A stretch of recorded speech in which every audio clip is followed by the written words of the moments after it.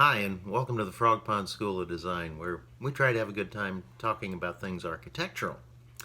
Take a little different approach today because somebody asked some questions. The first question had to do with the things on the wall behind me. You'll notice they're not there today because I took them down so I can show them to you. If you need a little reminder, here I am in an earlier post, and you can see the instruments back there. So let me show you one by one what those are. The one that looks the most like a musical instrument is called a dulcimer. This is a mountain dulcimer or Appellacian dulcimer or lap dulcimer, however you call it. And it's a nice, fun instrument to play. It's a uniquely American instrument in that it was developed here in this country in the mountains of Appalachia and played by those folks, and it's a lot of fun and not a terribly difficult instrument to master. The next one that I want to show you is called a Bodhran. It's just a frame drum, generically speaking, and this one is Irish. Most cultures through the years have had, excuse me, have had one or another kind of frame drum, and this one you play with a stick like that. And again, it's a lot of fun. It's popular in Irish music today. But my favorite of these instruments, if I can get it out here without dropping it, is this one. Now, this is a very biblical instrument. It's the jawbone of an ass. So if you get tired of playing it, you can always slay a few Philistines. It's actually sold as a shaker, but it doesn't make a lot of shaking noises. So I can play it there as a rasp, or kind of like I played the Bodhran. Nice thing about bone is it's a very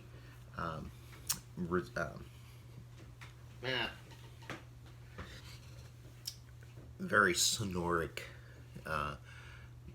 material, and it really gets better and better with age. So the older it is, the better it sounds. There is another instrument in the room that's not on the wall behind me, and that is a hammer dulcimer. Same name as the mountain dulcimer, but completely different instrument. This is actually originates in Persia, in those areas, and is a forerunner of the piano. You can see the hammers hitting the strings. Piano, when you tickle the ivories, the hammers inside that look very much like these hit the strings there. So this kind of predated the the piano. So those are the instruments behind us. I'm not a terribly musical person. I do the percussion kinds of stuff. My wife plays the instruments that require some musical talent. Okay, the other question was a little more architectural and had to do with spandrel. What's the story with spandrels? Well, first thing that came to my mind is the spandrel in a building like this.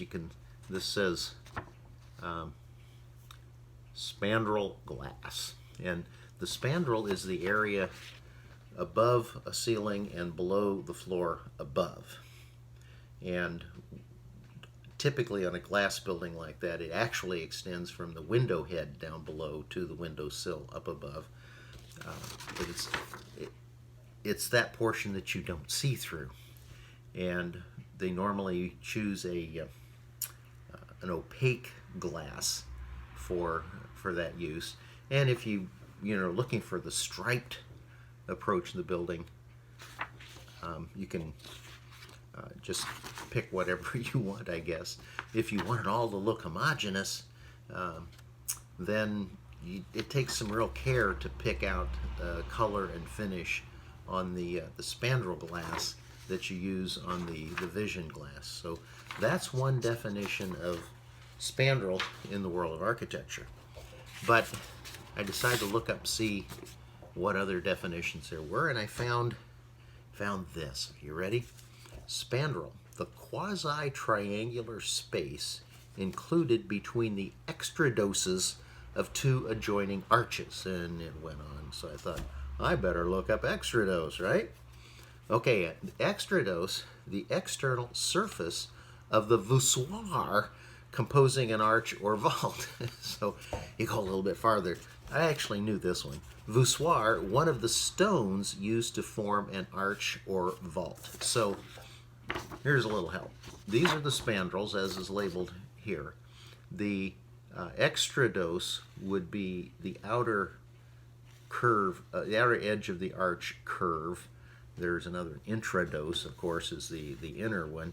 And then the voussoir are actually the stones that make that arch up, that are cut to fit as you crawl along that arch. So little primer there on some architectural terminology in spandrels. And so I thank the individual who asked those questions, and invite any of you, if you have other questions, ask them, and we'll try to address them here. Thanks for joining us today on the Frog Pond School of Design. I look forward to seeing you hanging around the pond again real soon.